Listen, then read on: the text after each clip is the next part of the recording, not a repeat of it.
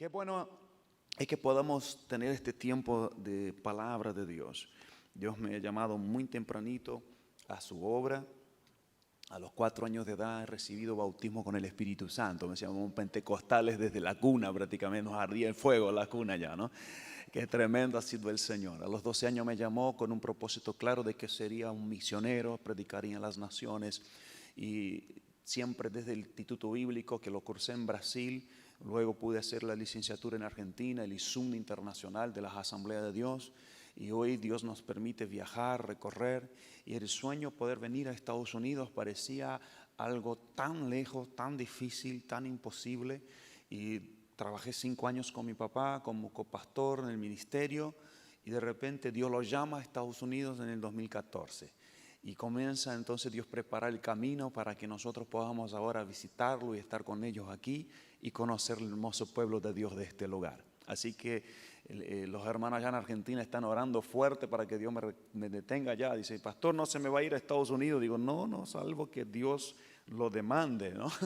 Pero realmente es un tiempo de bendición, un tiempo hermoso. Hay una palabra de Dios en el Evangelio según escribió Mateo en el capítulo 14. Este ya es nuestro tercer servicio hoy en día, así que perdone mi voz que ya está un poquito, somos de esos pentecostales medio gritones por algún momento y nos falta un poco, ¿no?, de oratoria para cuidar la voz. Pero qué bueno es que el Señor nos permite disfrutar de su presencia. Qué bueno es que el Señor nos permite disfrutar de su palabra. Yo quiero invitarte a meditar conmigo en Mateo capítulo 14 y versículo 13. Voy a leer solo el versículo 13 y vamos a pensar en este contexto maravilloso de la multiplicación de los panes, de Jesús caminando sobre las aguas, de la mujer cananea. Amén. El versículo 13 que dice, oyéndolo Jesús, se apartó de allí en una barca a un lugar desierto y apartado. Y cuando la gente lo oyó, le siguió a pie desde las ciudades. Reciban sus lugares, que Dios les bendiga en el nombre de Jesús. En este día Dios nos viene hablando sobre niveles de relación con Dios. Y Dios me viene hablando en diferentes pasajes de las Escrituras de que a Dios le interesa que nosotros desarrollemos nuestra espiritualidad y nuestra experiencia con Él y pasemos por los diferentes estados o los diferentes niveles que Dios quiere para sus hijos. Yo miré un poco al Antiguo Testamento, al principio de todas las cosas, y Dios me despertó 3 personajes de la historia o 3 momentos de la historia que revelan niveles espirituales. Y luego Dios me trajo aquí a este texto también del Evangelio de Jesús, donde podemos percibir niveles espirituales, realidades espirituales. El primer nivel al que me refiero es el nivel inicial. En el Apocalipsis llamado del primer amor, el nivel del aprendizaje, el nivel de la comunión con Dios, pero de una comunión que es regalada de parte de Dios. No es fruto de una consagración personal, no es fruto de una búsqueda de una conciencia, sino que es el impacto de la gracia de Dios sobre nosotros.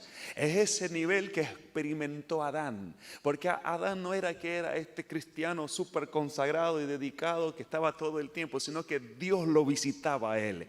Antes que él buscaba a Dios, Dios lo buscó a él. Cada día, cada tarde, cada momento Dios tenía encuentros cara a cara con él. Él podía disfrutar de una plenitud de la presencia de Dios. Como escuchamos ya aquí en esta mañana, a veces es casi palpable la presencia del Señor. Ese es el momento del jardín, es el momento del Edén, es el momento donde disfrutamos de Dios con nosotros. Es el momento donde entendemos que no hay nada en nosotros, sino que es Dios que se está acercando a nosotros por su Espíritu, por su palabra, porque Él nos ama, porque Él es nuestro Padre, es nuestro Creador y Él quiere estar con nosotros. Él anhela la comunión con con nosotros. Y así lo vivió Adán, así lo vivió en la presencia del Señor. Lo único que tenía que hacer es disfrutar del jardín del Señor, era cuidar el jardín del Señor. Y allí el Señor paseaba con él por el jardín. Ese es el nivel inicial. En ese nivel inicial es tiempo de aprendizaje.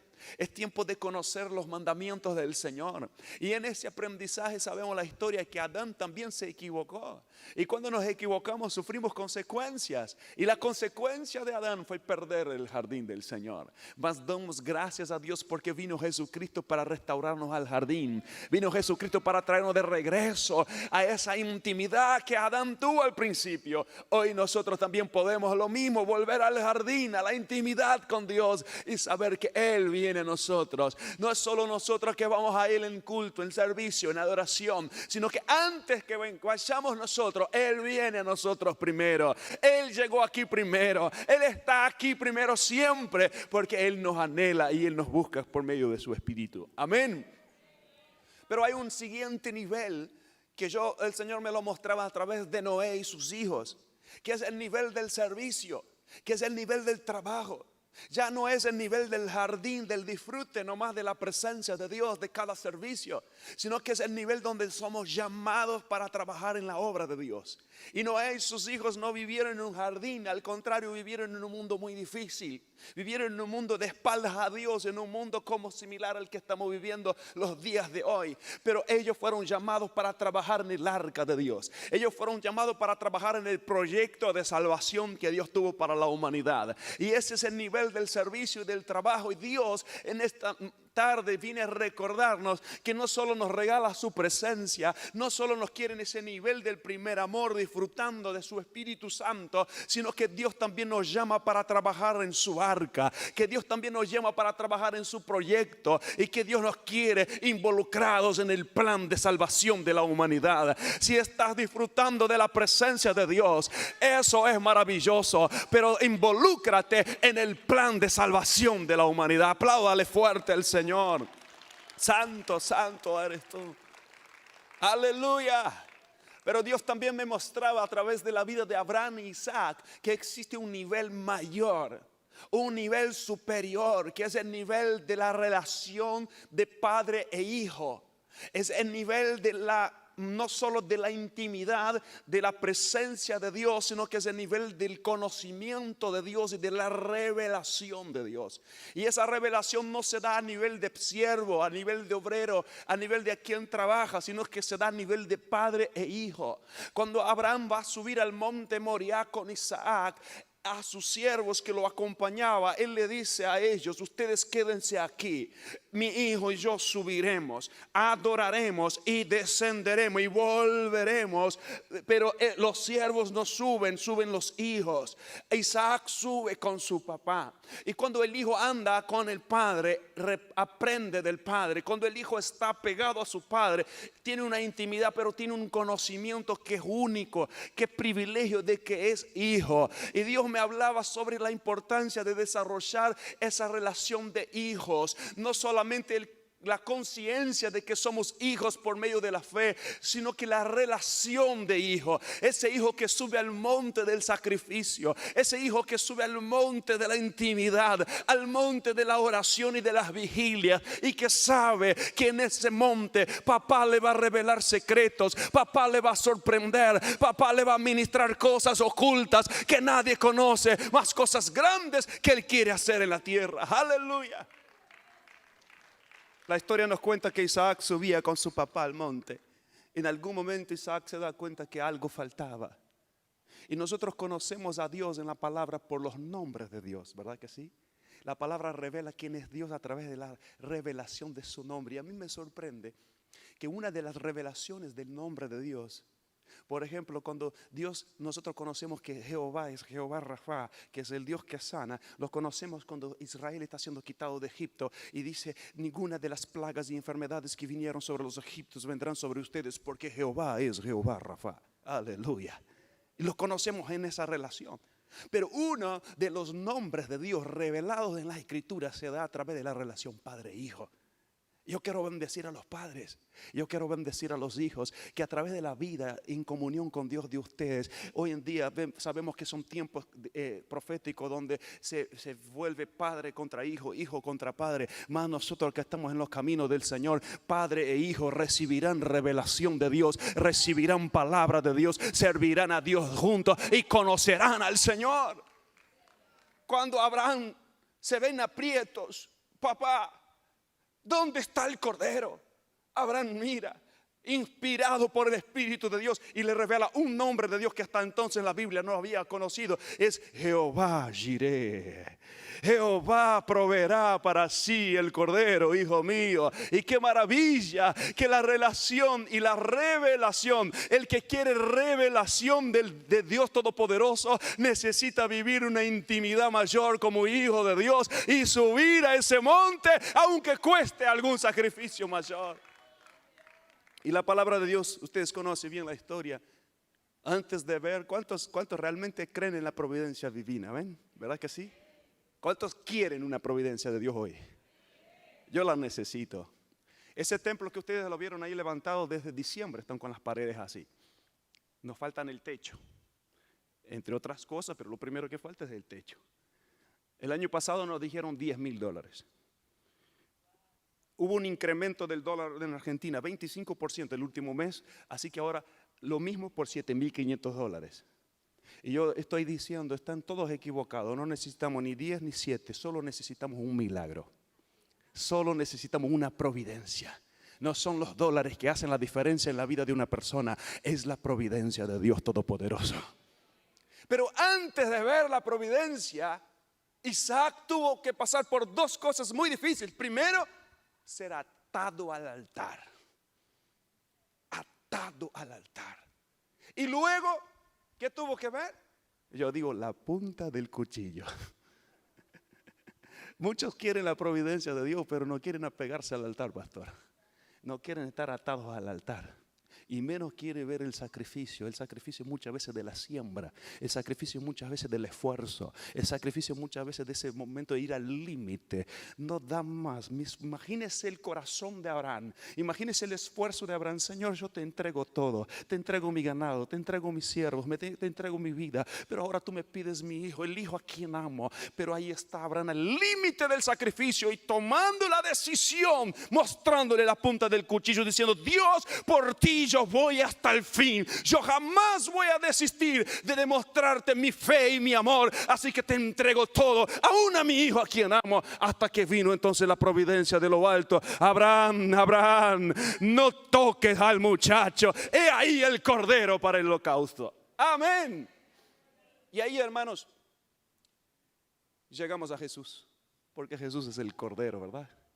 Jesús, nosotros como Isaac fuimos salvos de la muerte.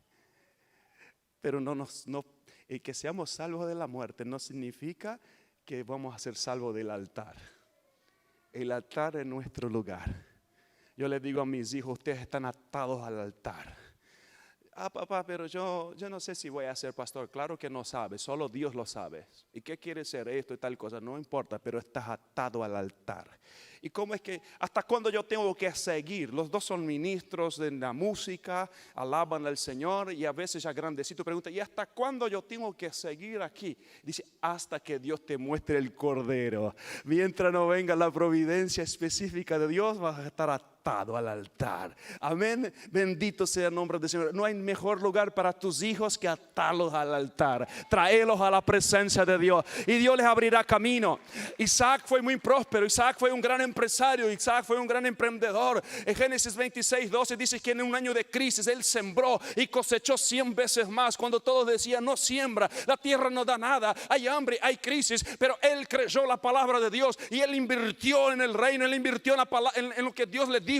Dios le dijo, quédate aquí, y él quedó allí y sembró una tierra de enemigos. En una tierra de enemigos Dios lo prosperó. ¿Pero por qué? Porque tuvo una relación de hijo con su papá, con Dios, y sobre todas las cosas supo ser obediente a la voz del Señor. Cuando yo llego al texto de Mateo 14,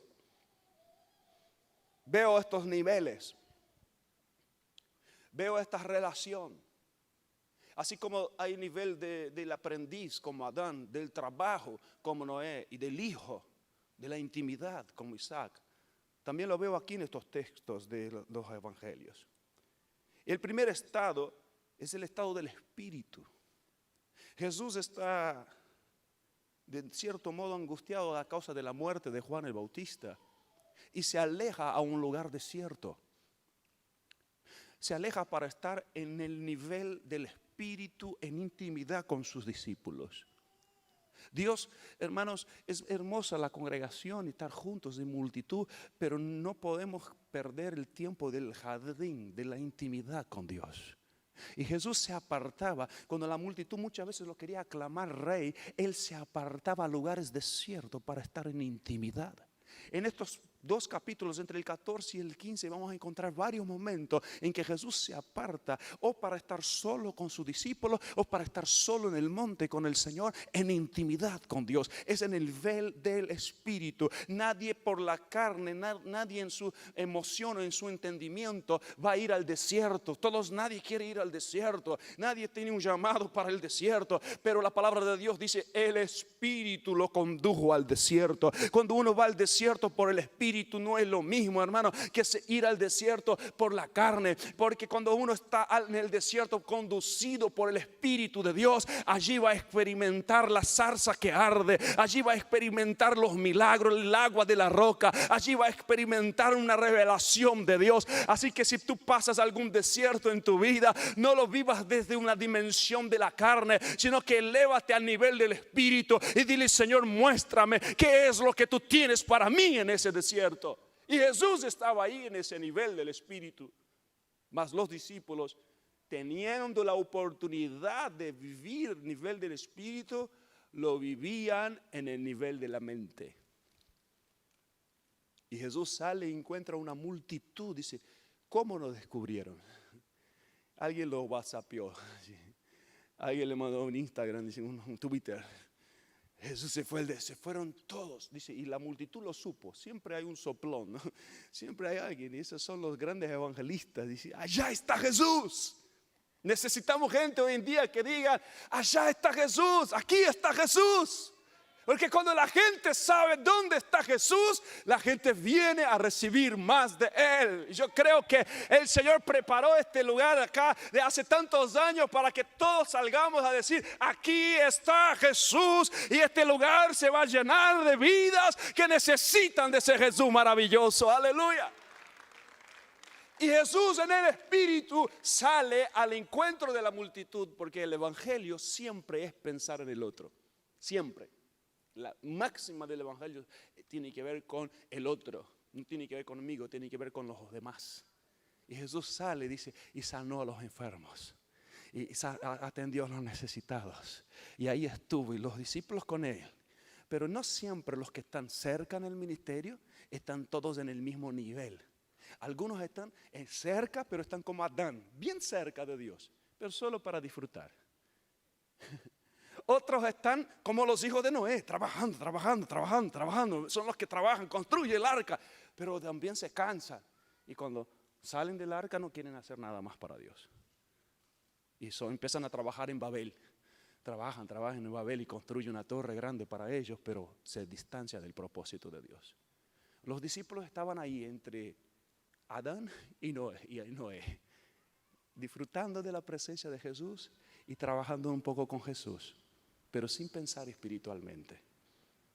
¿Ustedes pueden creer que 12 hombres tan íntimos de Jesús, conociendo el corazón de Dios, conociendo el amor del Señor, se acerque a Jesús y le diga, maestro, dígale que se vaya? Ya demasiado han escuchado la palabra. Ya le sanaste, ya le liberaste. ¿Qué más quiere la gente? Que se vayan a su casa. Nosotros estamos cansados ya.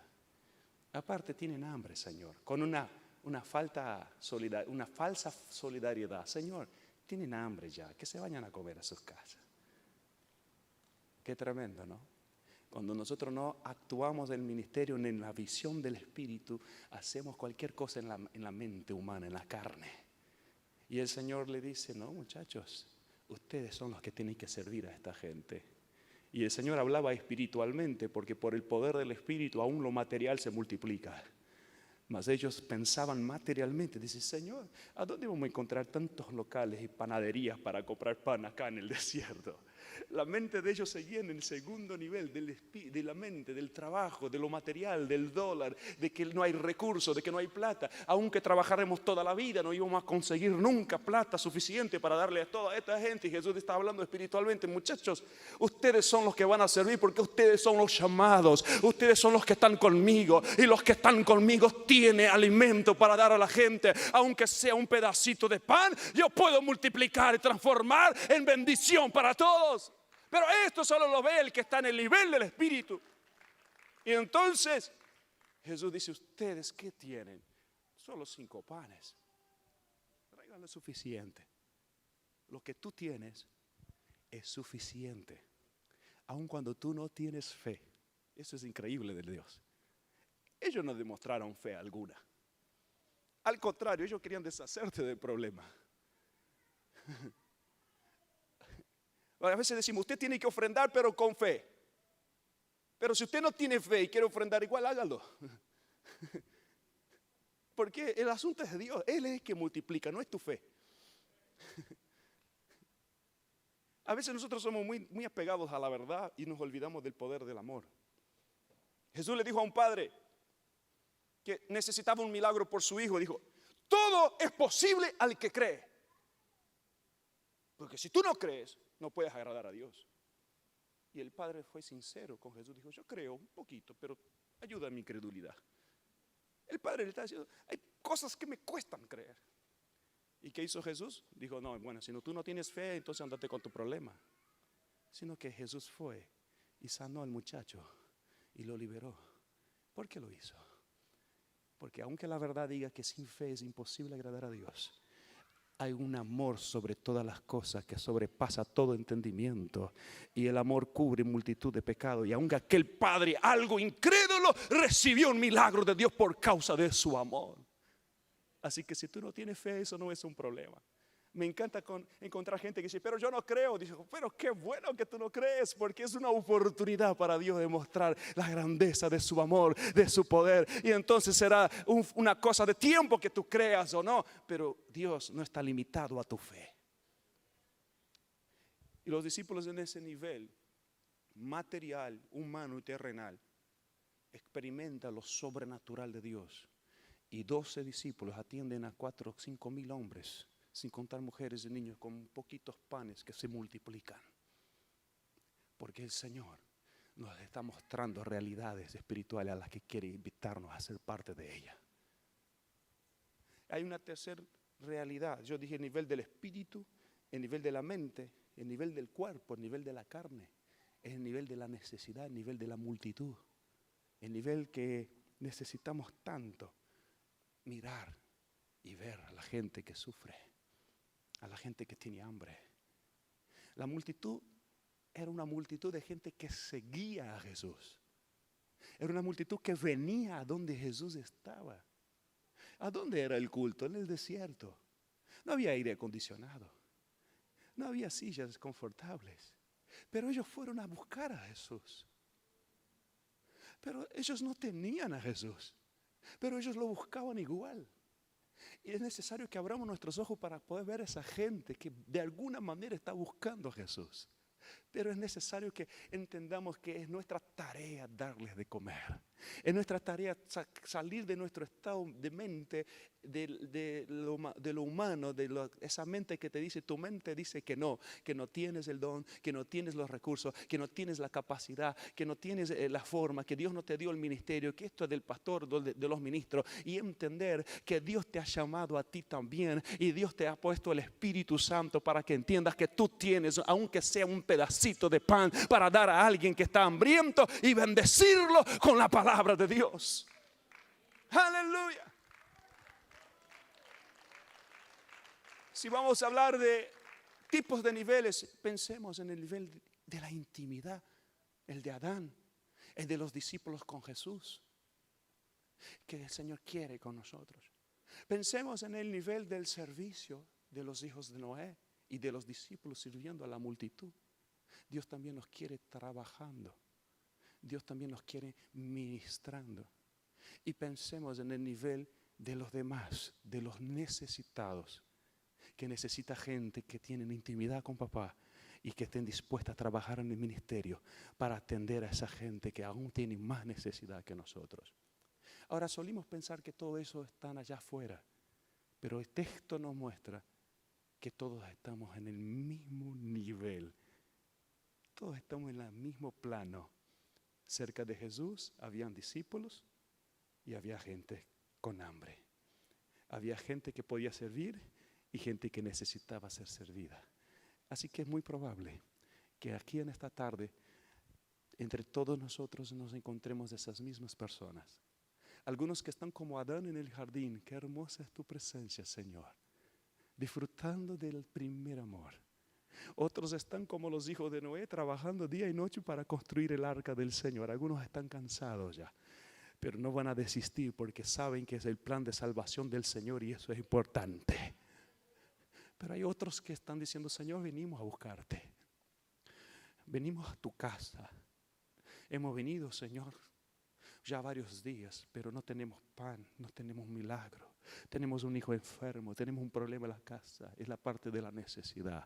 Jesús está aquí en esta tarde. Los siervos del Señor están aquí en esta tarde. Sin importar cuál sea tu condición, el Señor quiere alcanzar tu necesidad. Y el Señor te quiere levantar hoy. Y lo importante es que es una vía que está abierta. Si estás en la parte de la multitud, puedes ser irrumpirte en el poder del Señor y pasar así como en un milagro, en un instante, pasar a ser alguien que esté involucrado en el servicio al Señor, alguien que esté en la intimidad con el Señor, porque estos no son niveles definidos y estáticos, sino que son completamente dinámicos y todo el tiempo nosotros pasamos por esas experiencias. Aún el que está en mayor intimidad con Dios, como Pedro, en algún momento tiene que decir, Señor, socórreme, y el Señor está ahí para socorrerte, porque la vida espiritual es dinámica y experimentamos a Dios en todos los momentos, en las diferentes etapas de nuestra vida. ¿Cuántos pueden aplaudir al Señor? ¿Cuántos pueden bendecir en nombre del Señor? Que Dios te bendiga y consuele y conforte tu corazón en esta palabra.